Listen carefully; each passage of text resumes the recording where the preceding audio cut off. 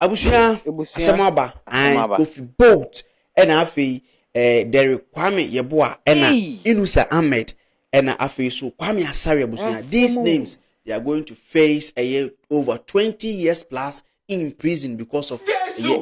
love scam be a poko so kaya and chebia na this was the news and then circulated Kofi Boat FBI for one second on Friday 13th of June 2025 joint operational FBI for na Hey, ebusua asamaba yensa ka breaking news from US ebusua sebekaya. Nche bia na FBI be pie Ghana mum na chese ombe pie Ghana no chese omo conduct some special activities bi wo Ghana hama chese omo abechichi Ghana phobia chese omo su se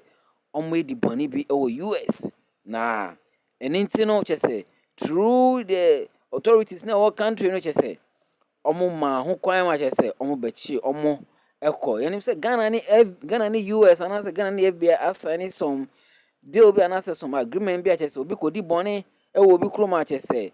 mmra no ebe chi na aba the corona kodi sa boni no ama chese on be try no ewo ho no ebusua na nse ebe kaya Kofi Boat edin ebe pie mu pa Kofi Boat and some three other Ghanaians chese on be chichi omo fi Ghana ha eko US chese omo ko try omo ewo ho no. Now, according to this particular blogger, I found Kama Studios on TikTok, no chese, or the same when you are better to say Charlie breaking news such as Abeka Ninsano. Nitibusia Moko shares a full video. Naibusia Sebekaya proud to this Kofi Boat try Omodia Bay any chese 20 years such as almost 20 years and plus such as Omodia.